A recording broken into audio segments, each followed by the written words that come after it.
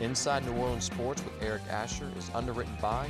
Located on Lake Pontchartrain, Brisbee's Lakefront Restaurant and Bar offers traditional West End favorites, a scenic view, oysters, and numerous tasty options. More information is available at 504-304-4125 or brisbeesrestaurant.com. Mr. Ed's Oyster Bar and Fish House has been shucking here since 1979. Located at 3117 21st Street in Metairie, Mr. Ed's Oyster Bar and Fish House offers raw, fried, and grilled oysters as well as a range of Cajun and Creole dishes. Enjoy a dozen with a smile.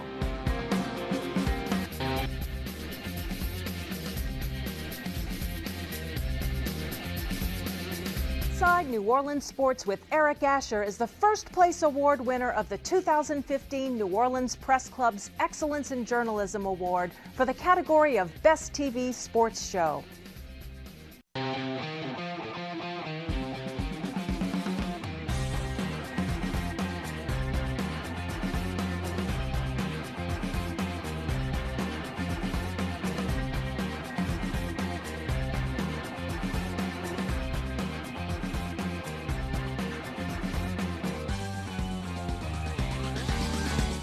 Good evening, New Orleans, and welcome to Inside New Orleans Sports. I'm your host, Eric Asher. Over the next hour, we're going to talk a lot about the home teams. We'll talk about the LSU Tigers in Omaha, the New Orleans Saints just finishing up minicamp. We'll talk about the Pelicans as they get ready for the NBA draft. And we'll talk a little high school athletics as well. We got some great guests that can break it down for you. As always, Ken Trahan and Coach Rick Gaille of WGSO Radio join us on the program tonight. A WGSO Radio panel tonight with all of us. That's right. And guys, welcome. Let's good start off. Good to have you guys here. We always like to let the folks know a little bit about what you guys are involved in. Kenny, welcome back to the show. Thanks for joining us. Tell the folks a little bit about what you're, again, all the things you're involved in. We might be here all night. Maybe you want to condense it. Well, you mentioned WGSO, of course, been doing that since 2002. So that's been a blessing, and had a chance to do a whole lot of shows there, a whole lot of games there. Champion the cause of a couple of shows, our original Prep Football Report, which will start its 23rd year this year, which we're really happy about and thoroughly enjoy. Last week of August, looking forward to that each Friday night, 6 to 11 p.m. on 10 stations statewide, many websites, with a whole lot of great contributors like my buddy here, and we're sure looking forward to that. And of course, in addition to that, our Three Tailgaters show Saturday morning with Rick and Ed Daniels and I, and we've been doing that. That's been an institution for 16 years as well. And then other shows during the week, which we enjoy. My work in sports on the website at Sports NOLA, and of course, running the Saints Hall of Fame. That's my primary things. Now, I do a lot of other things, but that's enough. Yeah, no doubt. And Coach, you keep yourself busy as well. Yeah, I don't know if I'm busy or confused, but I'm whatever it is, it looks about the same. But this will be my 7th year of working with Ken. He rescued me from the coaching profession and getting ready for our 7th season with the original Prep Football Report. What a great endeavor that is. And now I think we're in our 3rd year together with the Tailgaters and doing some writing for Sports NOLA. So football, athletics, human performance are all things that organizational efficiency as well are all things that I try to be an analyst of. Well, we are very, very glad to have both of you guys here tonight. Let's start off with the Saints Hall of Fame, Kenny. I know that's something you're intimately involved in this year. Jonathan Vilma, Carl Nix, and of course Jay Romick gets the Joe Gemelli Award. Talk about what went into that, if you would. Well, it's a great process with the selection committee, which is comprised of, I should say, a media selection committee. Does a great job each and every year. They take it very seriously. It's a very spirited discussion. Nomination process takes place, and then, of course, the vote itself takes place. And we're about to hit, and we are hitting, as is evidenced by Vilma and Nix, we're hitting that era where it's going to be an embarrassment of riches over the next several years because it's the Super Bowl era. So Will Smith, of course, got in the previous year, and now these two, and of course there's many more to come, and you can figure who the names are.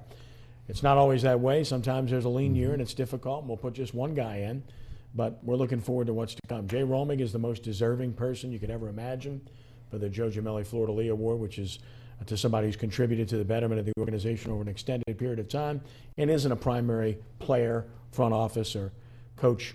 Those guys would fall into the Hall of Fame category. Jay's worked for the organization for over 4 decades in every role imaginable, and he's done it with a smile. We just got finished with our Hall of Fame weekend in Biloxi this past weekend with 4 events, including a golf tournament at Grand Bear, also a baseball game. I had Eric Martin and Delvin Breaux throw out first pitches. Then Saturday morning, the Saints experience a kids event on the outfield of MGM Park, and then Saturday afternoon on the Great Lawn next to Harrah's in Biloxi, we had all of our current players and former players signing autographs and taking pictures. That's 4 of like 9 events we do every year. So keeps me up at night, but it's all good. Good deal, good deal. And you do a great job with it, by the way. It's if you've never seen the Saints Hall of Fame, you need to go by and check it out as well. So, Coach, I'll start with you with the Saints. You had a chance to be able to go to minicamp. Impressions? There's a lot of things that the Saints fans can be encouraged about. As you know, I don't want to be discouraged. I'm just looking for things to be encouraged because it is June, okay? If you're depressed right now, you're in for a long season. But there are some effects that I think are taking place that are going to make the Saints a better football team. One of them is in the coaching area. Kevin O'Day with the place kickers is doing a tremendous job. Will Lutz is kicking tremendously well right now. Great height, really simplified his form, so I'm encouraged about that. Mike Nolan is doing a great job with the linebackers. I think he's really going to resurrect Stephon Anthony. They've moved him back to middle backer, and they're getting a lot of repetitions with Alex Anzalone right now, because I think the Saints are preparing for Donnell Ellaby to be injured because he hasn't even been there. He was excused from practice. With a foot injury right now, right? That's the latest? It could be. Yeah. I lose track. Yeah. But so Anzalone is going to be a good player, I believe, as long as he stays healthy. But that's the Saints situation in a lot of positions. And the Saints defensive line, I see some improvement there already, even though they're not in pads. Just looking at their stances, their takeoffs, their pad level, their helmet level, since they don't have pads on right now, in their takeoffs appears to be much improved. And CJ, Curtis Johnson, I think with the receivers, you're just going to see some impact there. So that fresh blood in the coaching area, more detailed people, do a much better job, I think, as teachers, as is coming out now in the public realm, that they discover, especially Mike Nolan, how a certain player learns, and they give that player that type of learning. As an example, when I was at St. James, our players were not very good at taking a 2-dimensional object and then taking that out into a 4-dimensional situation on the field. So putting stuff on a board and expecting them to take it out to the field wasn't effective, so we just take extra time outside and demonstrate outside when you're out there in 4 dimensions, because that's how they learn. At other places, you do different things, and so they're using all the learning aspects to be able to do that defensively, more athletic than they were than they have been in the past. Craig Robertson is going to be hard to get off the field. He's a really good player. Linebacking position is better overall. Secondary's got to be better because they're all healthy right now. They've gotten some depth at those positions, and adding Lattimore and Williams to the mix has certainly helped that. And a free agent who they're thinking very highly of, Mullet. Mullet? Yes. Andrew Mullet. He is getting a lot of notice because he can play multiple positions, especially the nickel. So they're doing some good things out there, and it was fun to watch. Right. You saw Millett in high school, right? Sure did. Yeah, sure did. Yeah, he only played 1 year of high school football, though. That's the funny part. He's almost like a Michael Lewis story, a similar situation, in that wasn't what he was known for. He played soccer. That was the sport he really focused on. So he's an interesting story. But I think one of the things that Rick touched on is probably something that's been overlooked to a degree. Everyone wants to talk about the massive player infusion that they've made, in particular on defense, and rightfully so. But to me, perhaps the biggest additions they've made are on the coaching staff. When you're talking about special teams, which was a problem, frankly, for several years, linebacker position, name me a linebacker that's really been any good that they've had over a period of time. The only one you'd say was above average when he was in his peak would be Jonathan Vilma. You know, and taking nothing away from Scott Shanley, who was a solid player, or Scott Fujita, who was a solid player when he was here. Name another guy that would fit that bill. The answer is no. And then, of course, when you're talking about wide receivers, Curtis Johnson, I think, is a really nice addition. They flourished when he was here previously, and they got the most out of guys over a 1 or 2 year period. And I say that because they got Ted Ginn now. And they're not looking at Ted Ginn as a 5-year guy. They're looking at him as a 2-year guy, Yes. much like David Patton was when they filled a Joe Horn slot. Patton came in, and it's like you didn't miss anything, basically. And I think that's kind of the way they look at Ginn. And again, these pieces to the puzzle and the coaching staff are important. And let me say this as well. For the Saints to make those moves, you know it had to be extremely difficult for Sean Payton because he has been married to these guys that were coaching those positions, other than wide receiver, for an extended period of time. When you're talking about their special teams coach and their linebackers coach, that had to be perhaps the hardest thing he's ever had to do.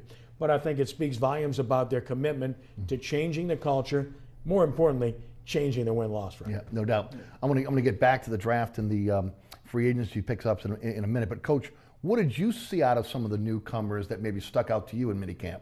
Well, certainly A.J. Klein has played multiple positions. He's played some Mike linebacker last week in OTAs, and he was at Sam linebacker, but he was at nickel Mike backer. So they're coming up with a rotation of linebackers there, and he certainly is impressive. Okafor is lining up regularly at right defensive end, and it's going to be, and it's hard to tell right now because pass rushers have an advantage when they know you can't block them. Yes. They can take off and really look good. Hendrickson is going to be an interesting case because you see he's playing left defensive end behind Cam Jordan, but when they kick Jordan inside, especially in their 3-3 nickel, he becomes a very viable alternative at that position. So that's encouraging. Adrian Peterson, we had a chance to see him some this week. We didn't see him the one day that I was there last week. And of course, he looks great right now. And I think that's a great combination with he and Mark Ingram and Kamara is going to be a terrific player in that mix because when you look at the skills of those three, they really complement each other well. And now what's going to happen with the fourth or perhaps fifth running back position? Is Lasco going to be there? Yes. Is Marcus Murphy going to be there? No. Ted Ginn Jr. is going to determine whether Marcus Murphy is there or not. Because if Ted Ginn Jr. becomes a primary kick return people, then they would only keep him in case of emergency. They'd probably just keep him in the city somewhere and not necessarily on the roster. But those guys have been very interesting. Larry Walford is going to be an interesting case at right guard because he's a younger Jari Evans when you get right down to it. Yes. Better in the running game than perhaps the passing game, but he got a lot of pass protection work with the Lions. So if Max Unger comes back the way he's supposed to, and what concerns me with the offensive line is Taron Armstead because he's got limited reps last week, only went half the practice, only a couple snaps yesterday, none today at all. And after him, all you got is some guys. So, and Ramchick, who I think got some reps today, probably signed a waiver for one day, is a long way from being where he needs to be a left tackle in this league. Kenny, first time we've had you since the draft and free agency. What are your thoughts on the acquisitions this year? I think they've done a good job. I think the draft went well for them. I can see very clearly that the first 3 picks they made are going to be starters. And the 4th pick they made is going to be a major contributor in Kamara, who's a guy they targeted for months. I knew that and talked about it on our radio shows quite a bit and said they were going to get him one way or the other, and they did by trading up, no less. So if you've hit on your first 4 guys, that's a really good draft. And he's talking about Anzalone and Hendrickson. Look, I mean, as we say here, that's lanyap. And so the chances are that more than any draft I've seen in recent years, this one looks good. Now, in terms of what they acquired otherwise via free agency, I certainly think Klein is going to help their football team. He's an upgrade. Okafor will help their team. He certainly, I mean, look, how much of an upgrade we'll see, but I mean, basically you're trading him out for Kruger to a degree. So I think you're getting a little bit better proven product in that regard. So I think you've improved yourself there. Don't know about Te'o. We'll see if he's able to contribute anything. Not sure. A wild card is Anthony, as he spoke of, a guy that you had written off under the previous regime coaching linebackers, but maybe not now. We shall see. And in the secondary, like I said, with the draft, just having those 2 guys in tow, plus you added Raphael Bush, who knows how to play and understands what he's doing back there. I think you're better there, too. This is an intriguing team. This is one of those teams that if everything goes right, not only would they have a winning record, but they'll be back in the playoffs. Because in my mind, and I know Rick agrees, They finally have crossed that center line of rebuilding. They have been rebuilding clearly for 3 years. I think they finally gotten their personnel to the point where they're past that now. Now they have to prove that they can do it on the field. And then offensively, I think they clearly gear themselves to running the football more. Yes. No matter who's at left tackle, if Armstead's healthy, you know he'll be there. But Warford is a mauler at guard. You added Peterson, who's a pure running back. Kamara, a quick guy. You're bigger up front. You're younger up front. Probably the best-looking offensive line on paper since the Super Bowl year, which equates to running it more. Don't throw it 35 or more times a game where you go 3 and 9. Throw it 35 or less times with an aging quarterback. Possess the football, keep your defense off the field, and win more games. Yes, no doubt. That's right. And there's an interesting factor, and you've touched on it. Since Jeff Ireland has been there, and we've talked about this a lot, they've had 21 draft choices in the 3 years that he's been in that capacity. 20 are still on the roster. There you go. And the other one is Tull, who's with Atlanta. So they're all in the league. Yes. Now, the year before that, one that's with New England.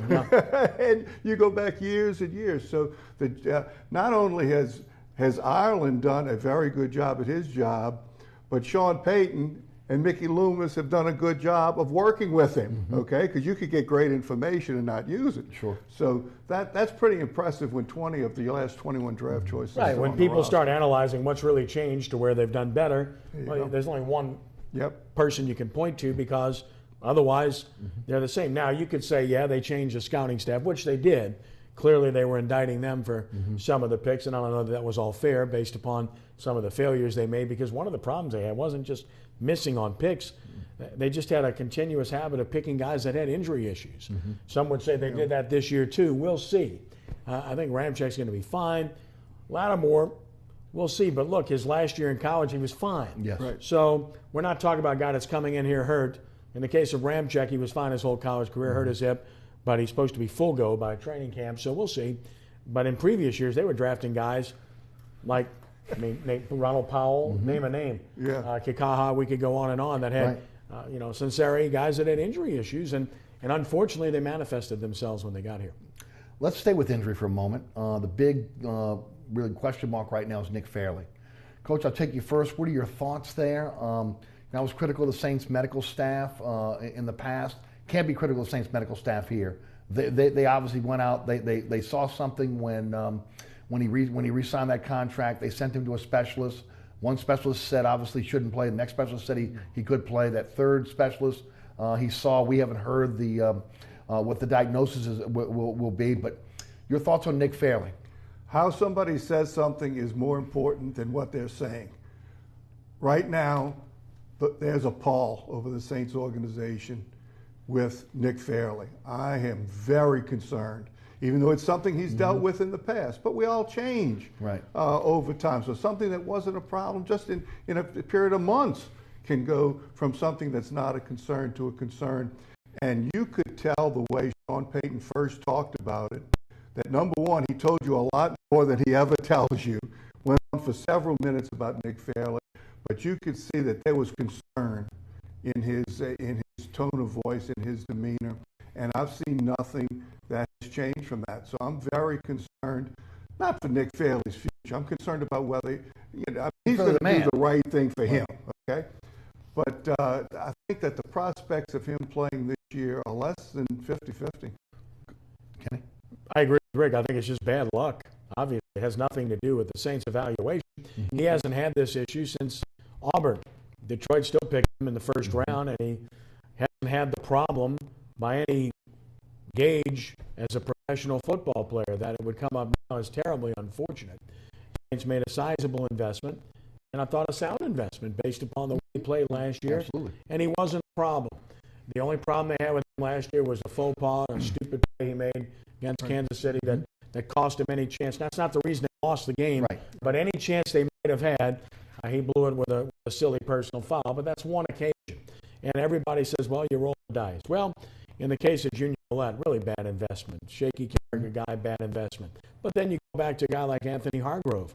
He was a shaky guy, had all kinds of problems before he got here. He was a model citizen here. He was a key cog in winning a Super Bowl. So sometimes rolling the dice is worth it. You have to make value judgments. In the case of Fairley, I think they made a good judgment. They made a good decision to re-sign him, and they had bad luck. Right. It'll be interesting if they protected themselves with that signing. We'll find that out down the line. We hope the best for Nick Fairley, no doubt about that. Yes, indeed. There's talk that Tony McDaniel has been signed. His agent tweeted it out. He tweeted out he'd been signed. Peyton would not confirm that today for the media. What about Trahan Armstead? Because again, has before going surgery the last couple of years, trying to let that knee heal on its own. You mentioned he has not been really available. Yeah, and he's actually had more than just the knee issue as well. He's had a couple of other issues, and it's a concern. Considering it's June, okay, it's a concern. But when you're an offensive lineman and you have lower body issues, that's in a lot of positions, but especially as an offensive lineman, where you're built from the ground up, your foundation has got to be there. That, of course, is a huge concern. It's an important position. He solidifies everything when he's there. And it's an impressive-looking offensive line now when you're looking at 6'5", 6'7".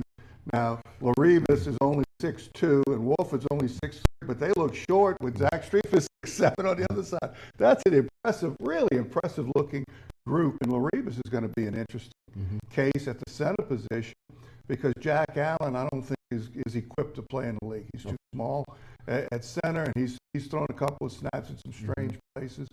But even though Laribas was out of the game last year, he's taken every snap with the first team.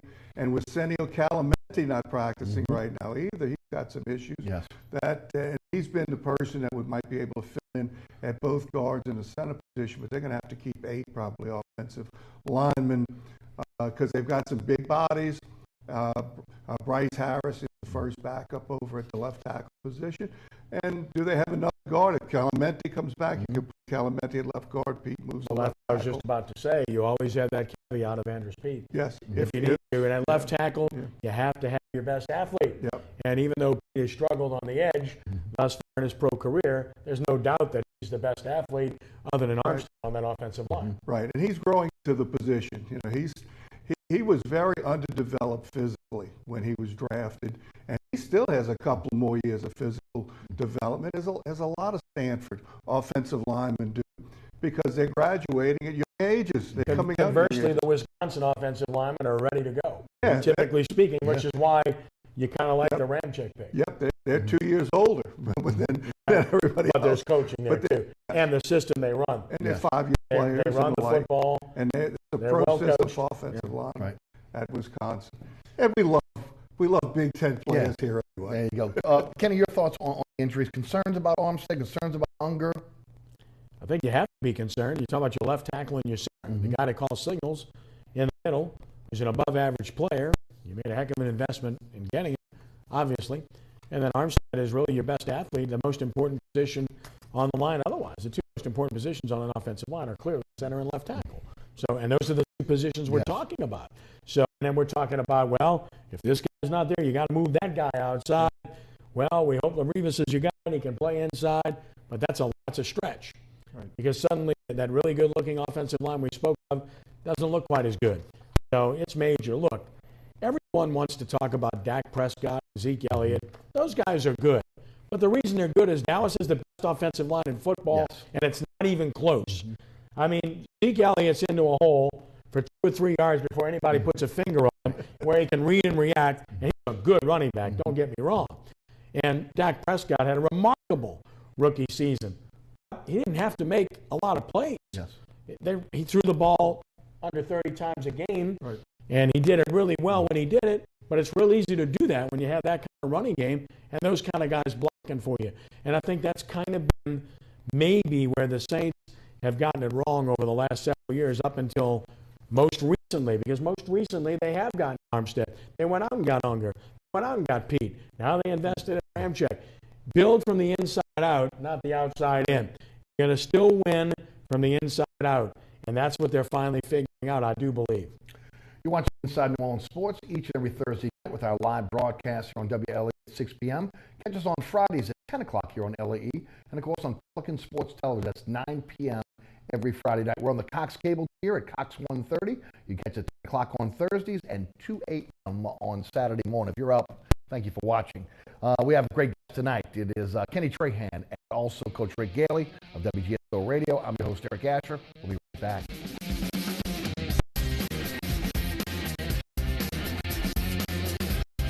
Located at 3701 Iberville Street in Mid-City is Katie's Restaurant and Bar. Open 7 days a week, Katie's offers daily specials for lunch, dinner, and Sunday brunch. Serving New Orleans cuisine such as fried shrimp platters, grilled redfish, and a fully stocked bar. And don't forget about our expanded event seating and local entertainment.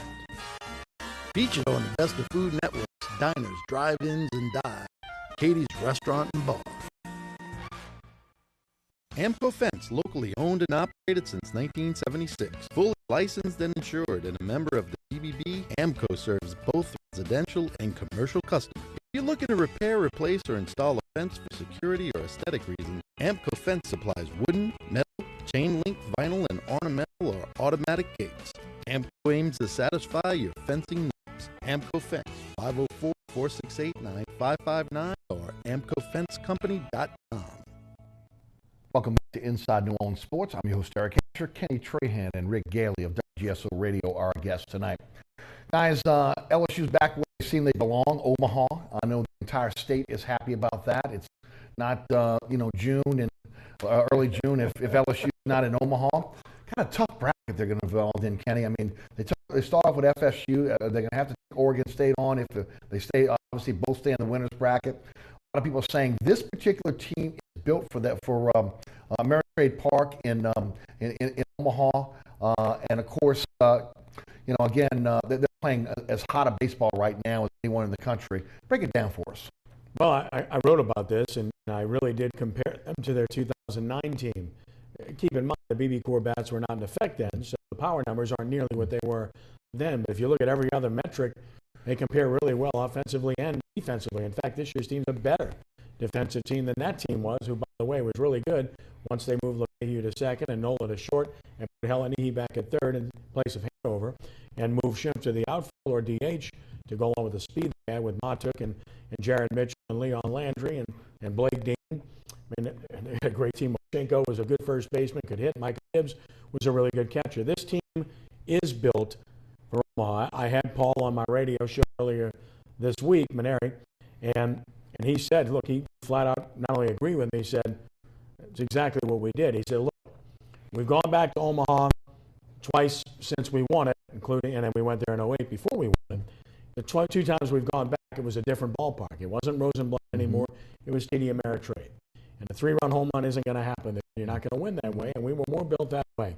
Now, most recently, when they had Laird and Stevenson, those guys could run, but they weren't really a team that played the short game. This year's team does it very well.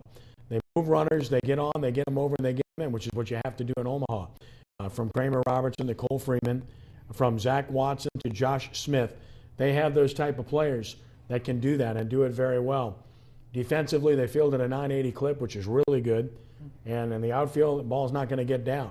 And their catcher, Michael Papirski, has not only gotten hot offensively, he's nails defensively, blocks it up, throws people out, and of course, they're pitching. And to me, it's all going to be about Jared Poche. I mean, you got to win the first game. Yes. Alex Lang's got to pitch well. They're better than Florida State, and I think they'll win the game. Then, as you mentioned, they're going to have a very tough test, whether it's Oregon State or Cal State Fullerton, who plays that game really well. That short game, they'll be a tough out. Either way, it's tough, but it's going to me, it comes down to that second game. I think they're going to win the first game. And you get down to the second game, and Poche can't spit the bit like he did most recently. He's got to pitch to his ability. Do they stay with him, or do they go with Walker? Well, you got Caleb Gilbert. I mean, you got Caleb Gilbert who can come in a moment's notice and pitch well. But in Omaha, you can't afford to fall behind 3-0 or 4-0. Not on that field, in that stadium, against that quality of opposition. You could do that against Mississippi State's second pitching. You can't do that in Omaha. So, to me, it comes down to Poche. They've got Gilbert as a long man who's really good. And then they got two closers. Both of them are outstanding. Hunter Newman's back, and he's fine, but Zach Hess is elite, and he's unhittable if he's on. So they've got the pitching. They catch the ball very well, as I mentioned, and offensively they're more built for this. And Paul told me on the radio show, he said, we went back and looked at it, and we decided we were going to build our team the last 2 years for Omaha, not for Baton Rouge, not for Alex Box, not for the SEC. This is where you need to play to win. Conversely, as a result, they're the third choice according to the odds makers, which I think speaks volumes about how good they are. They have a real chance to win this thing. I agree with them. In fact, they got them over TCU as a team that's handled them last several times they've seen them. That speaks volumes. Louisville's ahead of them, and Oregon State obviously is at the top. And they're really good. Well, let's see if their top pitcher pitches or not. And then, of course, let's see about the opposition. They've passed with flying colors in the postseason, but they didn't play anywhere near the schedule that LSU played. No doubt. Coach, we can add. Balance from top to bottom, more athletic from top to bottom, not an apparent weakness anywhere in the lineup. And the one area that Ken mentioned that they are better than Oregon State is in fielding. Oregon State's very good. They're at 970, and LSU's over 980, which is elite when it comes to defensive play. So they do the important things very well. And do not underestimate the 8th inning in the first game against Mississippi State. In baseball, and we've all seen it, that teams can go from being hot to being extraordinarily cold and in a slump in a moment's notice. Yes. And LSU had, for 7 innings, had everything not going wrong, but they were making mistakes and crazy things were happening. And they knew once they get past the first game that they were in business against, first pitcher, they were in business against Mississippi State. But they got over what I call the uh-oh moment in baseball. Baseball's an uh-oh game, that you can go from being extraordinarily confident to uh-oh, it's happening again, with the inconsistencies that they had all year, and even the Texas Southern game, showing that they're capable of messing up on occasion. So they're beyond that, and now their confidence is back on track. So that was significant from a coaching perspective, because, God, you're trying to fight the uh-oh all the time in baseball. Yes. Let's go back to Walker versus Poche here. Some fans are saying Walker needs to go into that second slot now with Poche struggling. Kenny, what do you think? Not going to happen. You're talking about a freshman versus a senior, so it isn't going to happen. I understand the sentiment, and Eric Walker's been phenomenal. Yes. And his composure is remarkable. Although I will say this, he's more of a pitch to contact guy, although his changeup is a strikeout pitch. He's a high 80s guy, basically an 88 guy in terms of his fastball. So he's more of a pitch to contact guy, and that should play really well in a big ballpark. So there's legitimacy as to why you would think about that. But again, you're talking about a guy that's the second winningest pitcher in the history of the program, whom the coach loves like a son, which he said on my show earlier this week. So it isn't going to happen. Poche's going to get the ball in game 2. And they know that if he gets into trouble, they've got a guy in Caleb Gillard that they trust immeasurably. So I don't think there's any doubt about that. And give Maneri a lot of credit. Look, it's a tough job. No matter who's coaching at LSU, you're going to get scrutinized and drilled all the time. And I remember we talked about it on our shows at midseason, wondering if they're even going to host a regional. They weren't even going to be close to hosting a super regional. And here we are, and they end up as a 4th national seed, and they sweep through everything to get to Omaha. And how did that happen? Short-term pain, long-term gain. He decided to find out about players in midweek games and threw games away in the process. Can point to the South Alabama game clearly with using different pitchers, even though he had the lead, blew the lead, lost it in the ninth. People were just howling and screaming, why'd you do that? Well, because you got to find out who you can count on when it matters most. And their RPI was always going to be good because of the schedule they play. So now you don't want to lose too many games. Sure. And when you lose to Tulane twice and UNO twice and McNeese, people start to get restless. But there was a purpose for all of that, and I think you see the purpose now. I was going to ask you the same exact question. Coach, what changed with this team? Yeah. Oh, they settled into what they're capable of doing. They eliminated the mistakes, and they just overall got rid of the inconsistency.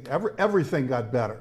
Because one night they would pitch well and not hit, and the next night they would hit and not pitch, and then they would have a bad fielding. I mean, it was a conglomerate of things when things would go wrong. Well, they got the lineup right, they got the positions right that you mentioned, and the pitching depth has been there overall, and so it all came together. And so that's why it was important to me that they keep away from falling into a hole somewhere, that they keep building, keep building, keep building.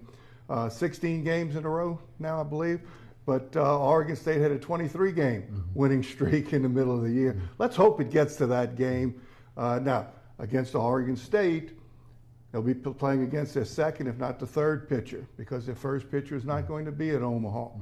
But their second pitcher is a first-round draft choice. So, a really, really good team in Oregon State. But LSU, It's a sport of skill, and when you have a sport of skill, the confidence and belief, more than confidence, belief is from the inside, okay? You're inspired, you're feeling things from the inside out, not the outside in, and they have a belief in each other that regardless of the circumstance, they're going to make plays. Let's talk about belief versus confidence with Jared Poche. He can get it done. We've seen him get it done. Is it between the ears with him right now? It's a huge part of it, but physical mistakes lead to mental mistakes and vice versa, and they start building on each other. And I know the family. The Poches, even though they're from Lutcher, okay, I was at St. James, and they're from Lutcher. Sacrilege. Yeah, but a wonderful sports family. Know his aunt very well, as a matter of fact, Enid. And the two work together because it just keeps building one way or the other way. And so he's got to do some things physically correct to be able to build on the confidence. Confidence doesn't come first. Confidence comes second after production. Kenny, what can you add? You've seen him throughout his high school and college career. Sure. I think he was at an incredible level in the first half of the season. He continued on where he was last year in the NCAA tournament, where he was just unhittable. And you can't maintain that over the course of an entire season. He flattened out a little bit. Then he got better again. And then I think personally that the self-imposed pressure kicked in because all everybody wanted to talk about, all everybody wanted to write about was, man, he's one game away from tying Scott Schultz as the winningest pitcher in LSU history. And he gone out there one time, went out there again, nope. I mean, if he couldn't get that win against Texas Southern, with all due respect, then you know that the pressure is clearly getting to him. Now, his defense let him down, but he wasn't able to get himself out of situations. And then against Mississippi State, he's got a 3-0 lead. He walks the 8-hole hitter, goes 3-2 to the 9-hole hitter, gives up a 2-run homer, then he walks 3 guys. The plate was small, home plate umpire had a small zone, but I think pressure, more often than not, is self-imposed. And I think he just put a lot of pressure on himself. You could see in the dugout when he came out of the game against Mississippi State, his head in his hands, the moment just overwhelmed him. This is my last game here, and I didn't get it done, and I haven't tied that record. Well, you still got one more chance to do it on the biggest stage. I hope he does it. Yeah, so do I. All right, your thoughts. How far do they go? I think they can win it all. Like I said before, I give the teams I honestly see as the teams that can win it all. On the one side of the bracket are TCU and Florida, and on the other side of the bracket are clearly Oregon State and LSU. I think Cal State Fullerton is a good team. I think at some point they'll be offensively challenged, even in that ballpark playing small ball. So I really think those 4 teams are there, and then Louisville's really good too. So I can't dismiss them because of their frontline pitching. McKay is a great player. So I'd say 5 teams have a real shot to win it with all due respect to the other 3. Ultimately, as I said before, it really comes down to game 2 in my mind. I really think Lane's going to win game 1. So it comes down to game 2. If you win the first 2 games, you're going to make the championship game, especially with their pitching depth and the rest that they'll have as compared to the opponent. So can they win it? Yes. Will they win it? I'm not going to sit here and tell you they're winning it all today because I think that would be a little bit of a stretch considering TCU's owned them for the past few years, considering Florida's beaten them in their own league and they got elite frontline pitching, considering Oregon State is who they are, and considering Louisville has a little bit of everything. So, but I think that for the first time since 2009, they actually have a chance to win this. Coach? Winning the first game and getting to Oregon State, LSU has the best chance in the tournament of beating them because Oregon State only loses when they are forced into errors. And the speed and athleticism of LSU, especially running the bases, can help to create those mistakes against Oregon State. And I'm right there with Ken that it's hard to pick just one team out of the bunch. But if there's any team that has a chance, especially early against Oregon State, it's LSU. I think they have an excellent opportunity because they've been pointing to this the whole time. Exactly last year. Said in the preparation. You know, they couldn't wait to get to a super regional, so the opponent could not dogpile on their field. No. And when you look at the speed and athleticism from top to bottom and on the bench as well in the pitching depth, they've got an excellent chance if they get to Oregon State to beat them. I want to give a shout out while I have a moment too to 3 guys. Matt Reiser, who continues to do a fantastic job. I hope they can keep him in Hammond. Henny Canizero for taking a team that had lost 10 players from last year and had pitchers hurt this year and got them that far. and Tom Walter, who's a personal friend, who's a great coach, and took Florida to the limit. What do all three have in common? They all wanted the Tulane job. Yeah, they all wanted it. Yes, they wanted it. Yeah, and that guy Slosting was doing a pretty good job at TCU, too. He's not too shabby, is he? No doubt. Guys, let's switch to prep, something you guys do very, very well on WGSO Radio and SportsNow.com. Little controversy about the shifting of the championships, and maybe the biggest one was the wrestling championship in Bossier City, considering the Pontchartrain Center has done so well. And if you look at the epicenter of wrestling here in the state, it's in South Louisiana. Kenny? Well, I mean, this is a cause that I've championed and I probably know more about than anybody without bragging, because I cover the sport like nobody else, and I've been involved in it for a long time, and I've done the PA announcing for the event for over 20 years. And Bossier City, first and foremost, they do a great job. I've been there for every event they've had. And the people there are great. And the facility is really good. But it just doesn't work. It doesn't fit. You're talking about 83.5% of the teams that wrestle come from south of I-10 and south of I-12. Only 13 teams field wrestling teams in North Louisiana, none in Central Louisiana. And of those 13 in North Louisiana, only 7 field full teams. And they're not even real factors in the championship race.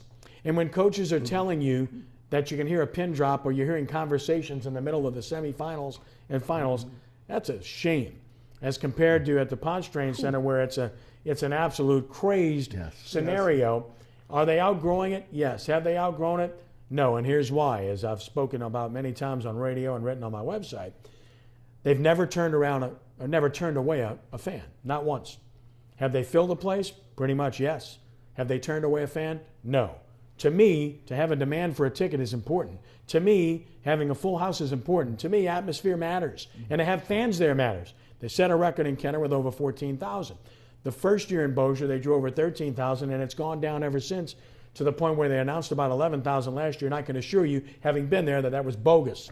And they didn't have people there. So this isn't an issue about Bossier City. It's not an issue about CenturyLink Center. It's an issue about why are you having a sport in a place where people don't participate and there are no fans. This isn't baseball, basketball, football, or even volleyball or softball, where almost everyone in the state participates. Yes. This is a sport where you only have 79 schools that participate, and 66 are south of I-10 or I-12. It's only common sense. Now, money factors in, and Bossier makes the best bid. But should it all be about money? Right. I mean, because you're losing money on the back end. Here's why. The travel of the schools. You know how much it costs for, just to name a team, Holy Cross won the state championship this past year. You know how much it costs to send their team up there? $10,000. Wow. Same thing with Brother Martin. Same thing with Jesuit. Same thing with Rommel, all the schools that wrestle well from down here. Why? Distance, hotel rooms, food, buses, everything imaginable. And you multiply that with all the schools I just spoke of that are going from Lafayette, Baton Rouge, New Orleans, and Lake Charles, which is where all the wrestling is. It's a hell of a distance, and it's a hell of a cost. And that simply isn't the case. And it's not just the Pontchartrain Center. Baton Rouge is the natural location. That's where it should be, in the River Center. And Lafayette made a great bid, and they got screwed on the dates, which is another issue that's moving forward is going to be a real issue, because the LHSA didn't enforce its own rule about shall be. The rule says shall be moved if the event occurs on Mardi Gras weekend, translation Endymion weekend. It did. Right. They ignored it. They made schools bid on other weekends, and they turned them down if you bid on that weekend. And then after the fact, they said, oh, we're going to move it off of Mardi Gras weekend. Really? After the fact. Right. So, real problem there in my eyes. I just think it's a travesty that they're having this thing in North Louisiana. And for both you guys, is this a problem with the executive committee? Is this a problem with the leadership? Yes, keep going.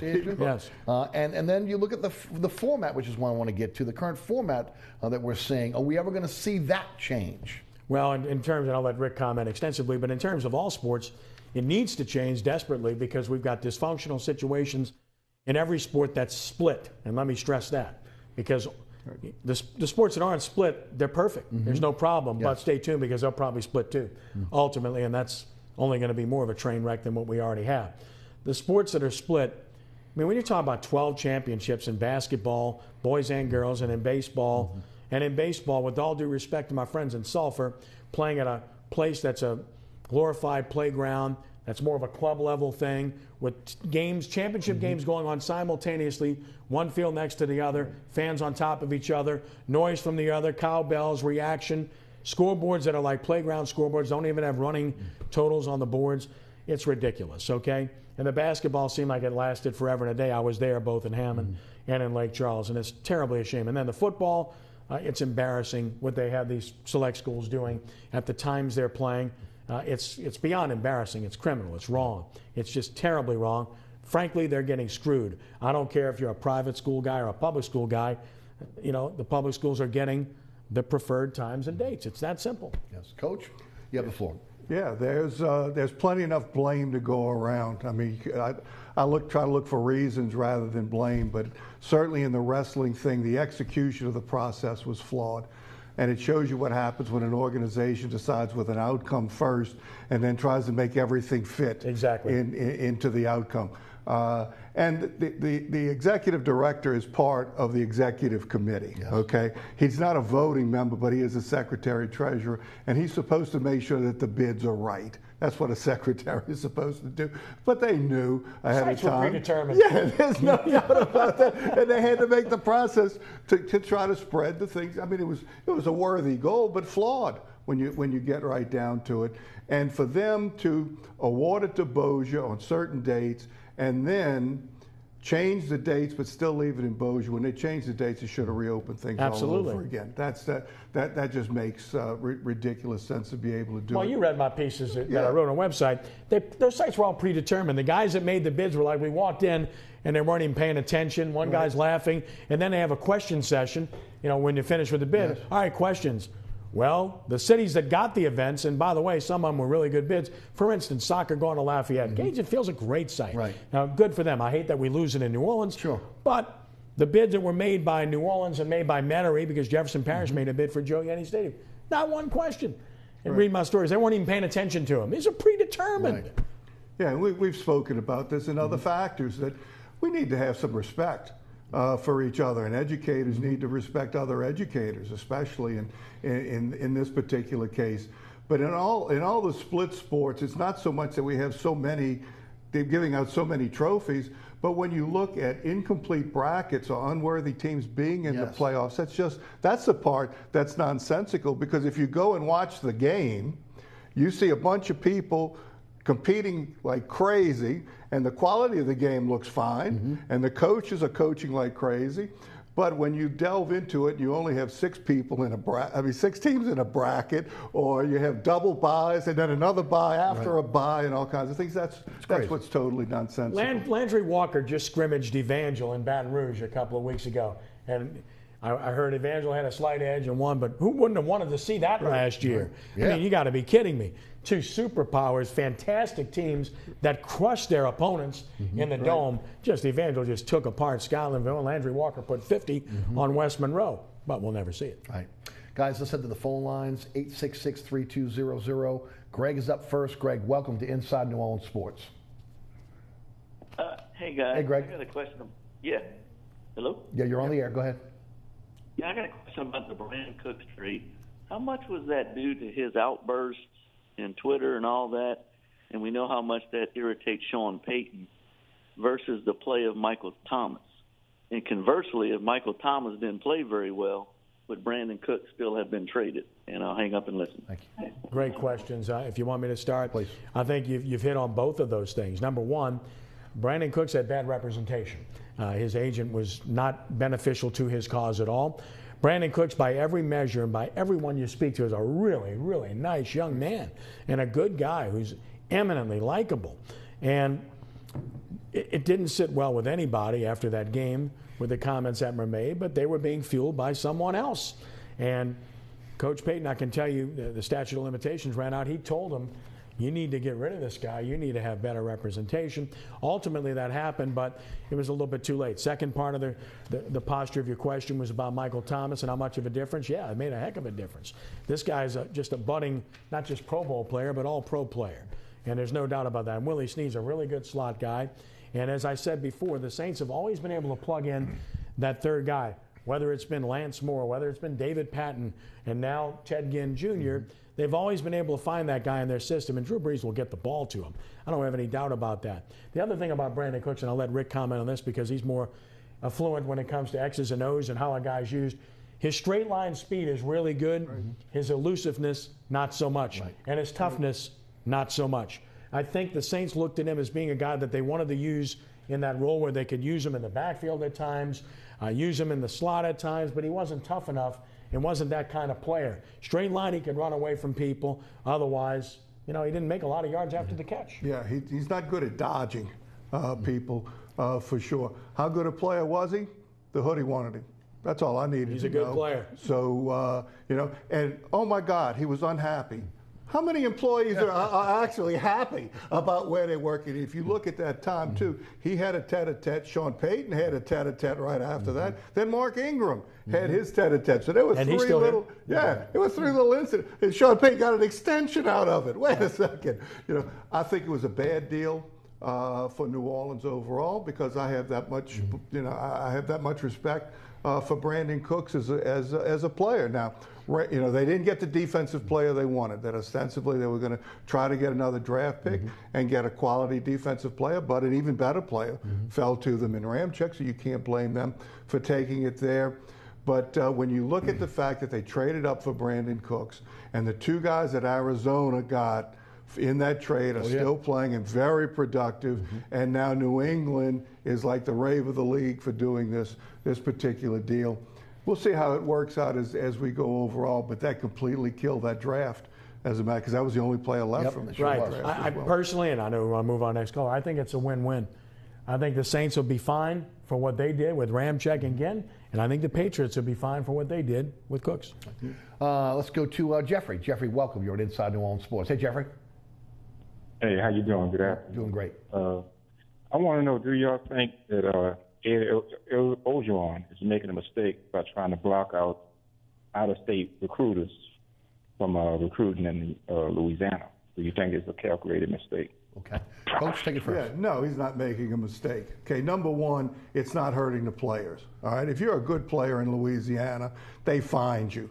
Okay, the camps are important, and I think it's good for the other schools in the state what LSU is doing, because now it's opening up opportunities for kids in the state that some of the schools wouldn't get a chance to see, or for a kid to become familiar with that school. We've got some great programs in the state. The fact that LSU and Tulane are working together is going to benefit both schools and benefit the players as well, because now LSU and Tulane are not recruiting the same players, but in working with other schools as well. It's going to help the players, and when you talk to coaches around the state, you realize that the kids are not getting, and that's the only thing that matters to me, okay? As much as I care about Babay, and I coached against him back when he was at South Lafourche. As much as I care about him and the LSU program, the kids come first, and the kids are not hurt by this. In fact, they're helped by this. Kenny, what can you add? Yeah, I'd agree with that. I don't think there's any harm in anything that he's doing, and I certainly think the partnering with Tulane is a good thing. Rick's 100% right. They're not really competing for the same kids at this stage. If that ever happened, then certainly this wouldn't happen. Right. And I think we all understand that. Secondly, with regard to his recruiting efforts, I think he's going about it the right way. One of the things that he's not doing, and I'm saying this just in faith, he's not circumventing the rules. LSU's playing by the rules, which is why they may have lost one or two of those guys at the last minute on National Signing Day this past year. With all due respect to a couple of the schools that got them, LSU wasn't going to bend and break rules to try to do the extra step to get one or two of those guys. And it's disappointing you don't get them, but I admire the fact that they're doing things the right way. People are still going to go to LSU. It's a great program. He's a great recruiter. He's a rah-rah guy. We want to see him succeed in a bad way. I did some Ole Miss games when he was the head coach there for Comcast. Yes. And he could recruit just as well then, and he was a rah-rah, personable guy then, but he wasn't a good administrator. I think he's matured. I think he gets it now. He's surrounded himself with good people, and he's letting them do their jobs. Hence, his offensive and defensive coordinators now, who, by the way, I think are very good. Yeah. Guys, switch to the Pelicans for the time that we have left. We got a situation in the NBA now. We really got the have and have-nots. When you look at this team building for the next 3 years, trying to hold on to Anthony Davis, How far are they away from Golden State? Light years. And I know, that's really a period of time. But they are a long, long way away from that. Now, that doesn't mean that you take that ultimate and that you don't do everything you can to work toward that. Okay, you can't just say, well, we can't get there, so let's not make the effort. But right now, the NBA is made up of a great team, perhaps one of the all-time great teams in Golden State. Cleveland's not that far behind. But then you've got the Celtics and you've got San Antonio, and then after that you've got 26 teams that I call the Washington Generals. They're just there.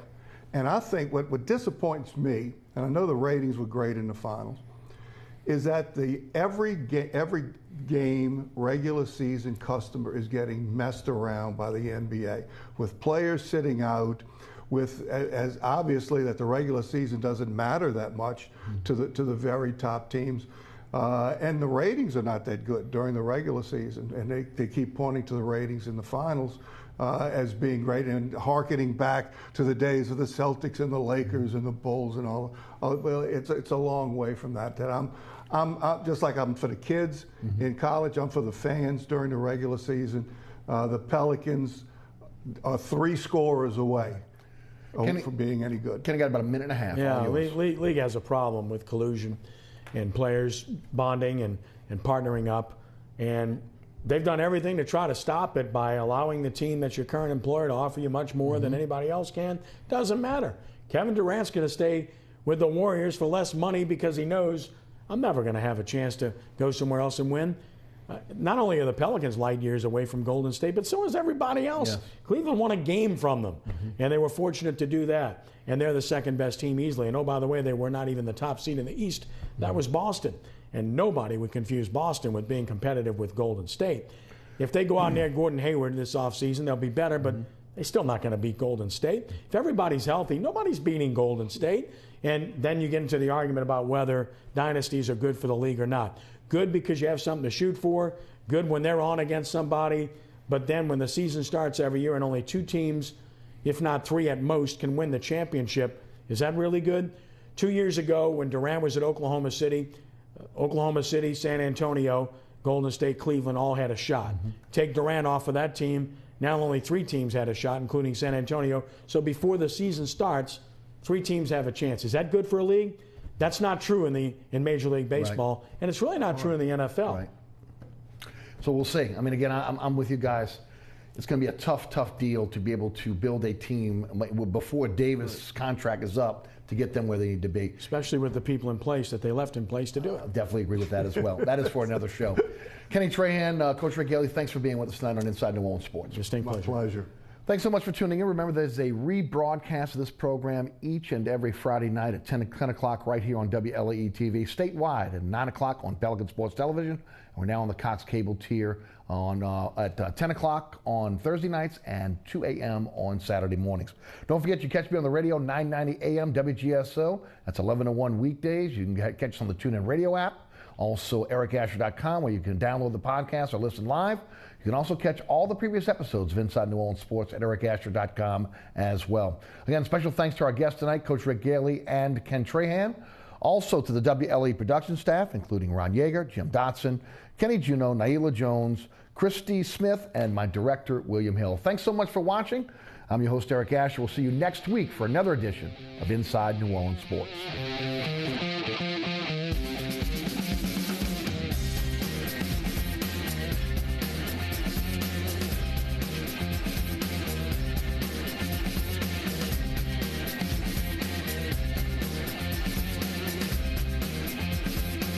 Inside New Orleans Sports with Eric Asher is the first place award winner of the 2015 New Orleans Press Club's Excellence in Journalism Award for the category of Best TV Sports Show.